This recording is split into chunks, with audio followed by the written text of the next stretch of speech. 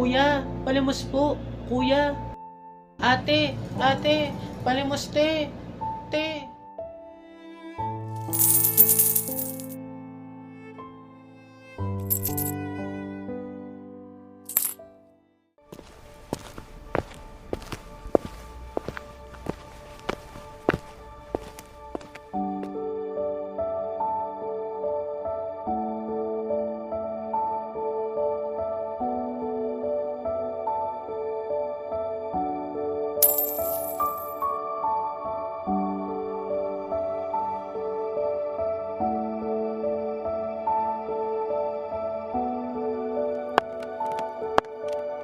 Gusto mo ba ng trabaho?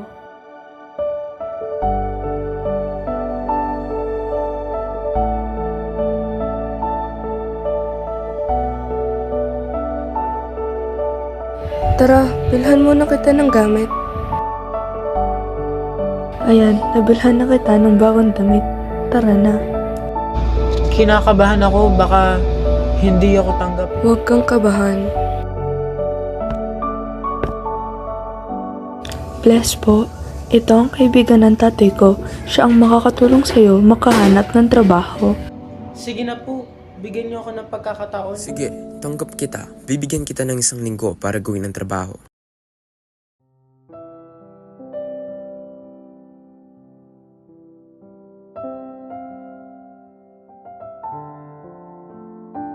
Maraming salamat dahil sa'yo, nakahanap ako ng trabaho tsaka umangat ang buhay ko.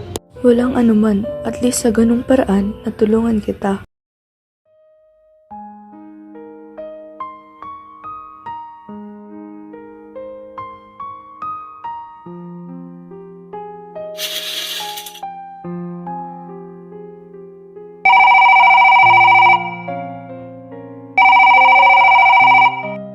Ano ba naman yan, Zyril? Meron na naman reklamo tungkol sa'yo. Late ka na naman sa trabaho. Babawasan ko yan sa sweldo mo. Magsara ka na dyan, wala kang kwenta.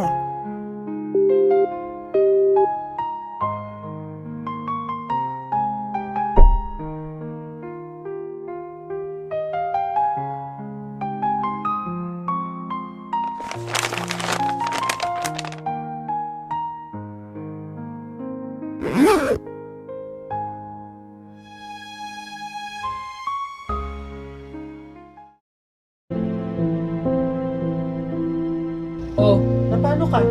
Ba't ka malungkot? Hindi ko na alam gagawin ko. Binawasan ng boss ko yung sweldo ko, may sakit po yung mama ko sa ospital.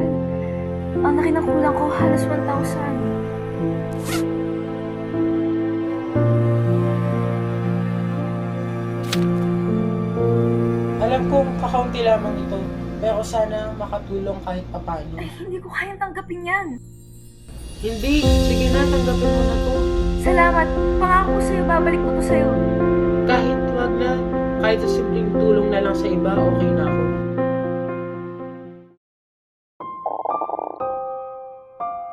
Nagugutom na ako. Wala na naman akong pera. Uy, Yuna. Paano ka? Okay ka lang? Ba't kaya tsura mo? Nilalagnat ka ba? Hindi, nagugutom O ito, kain ka muna. Sa'yo yan. Sige na, kain ka na. Hindi na nila ako pinapakain. Inaabuso pa. Gutom na po ako. Ayoko na po.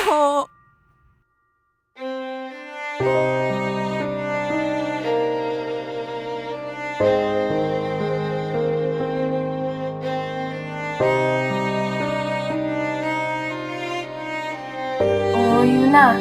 Dapat meron tayong masabihan sa nangyayari sa'yo, ha? Nag-aalala na rin kasi ako. Ayaw ko silang maabala at baka mag-alala pa sila sa akin na kinakailangan pa nilang umuwi dito. Ay, saglit, tumatawag mama ko. Hello? Hello po, ma? Hello? Okay. Tita, kaibigan po to ni Yuna. Wag. Kailangan to, Yuna. Dapat niyo pong malaman na yung mga kasama po ni Yuna sa bahay, Wag. hindi po siya pinapakain at inaalagaan. Maraming salamat, Zay. Walang problema yon, Yuna. Talon na ba ako?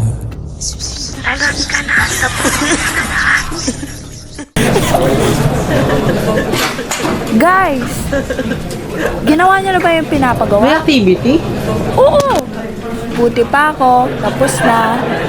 Ay, ba't ganyan sulat mo? Hindi ko naiintindihan. Uy, grabe ka naman kay Yuna.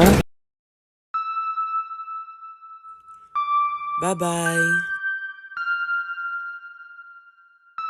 Ay, Cesar, mauna na kami ha. Bye-bye!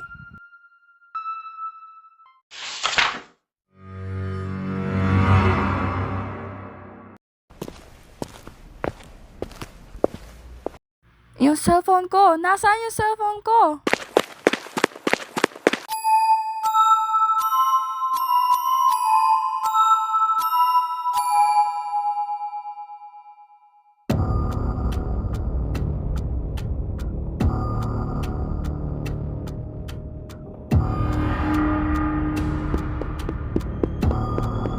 Nandyan kaya ang cellphone ko?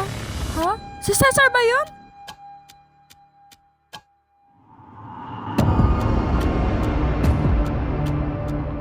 Cesar, tigil! Cesar, bakit mo ginawa yun? Itawad mo ako. Na paano ba? Pagod na ako. Ang dami kong pinagdadaanan. May problema sa bahay, sa paaralan. Tapos, ikaw, pipigilan mo ko. Hindi porket na marami ka ng problema na kinakailangan mo na tapusin buhay mo. Kaya mo pa yan. Marami ka pang kayang gawin. Marami kaming naniniwala sa'yo. Bakit mo pigilan? Kasi kaibigan kita, mahal kita, at madami kami nakasuporta sa'yo. Kinakailangan ka namin, kaya ka namin tulungan.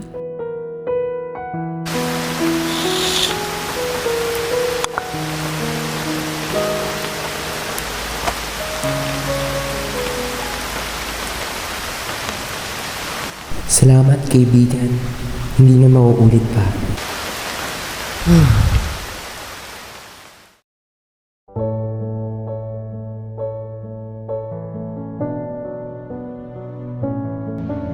Kaka Cesar, kantin tayo. Jana, punta lang kami kantin, no? Okay. Jana, okay ka lang? Okay lang ako. Wala kasi ako mga kaibigan eh. Transparent kasi ako. Pasensya na kanina, ha? Naiwan ka namin. Okay lang yun. Sanay na ako. Alam mo ba? Feel ko kanina wala akong kaibigan. Kasi alam mo, pagbalik ko, bigla kayong umalis. Huwag mong isipin yan. Alam mo, wala kang dapat patunayan. Gusto mo, pakilala kita sa mga kaibigan ko? Wag na. Baka hindi din nila ako magustuhan. Hindi. Sige, ako na bahala. Gusto mo? Sige. Ikaw bahala. Maraming salamat, Cesar, ha? Ito ang kaibigan ko, si Jana. At Jana, ito naman ang kaibigan ko, si Roy. Ay, hello.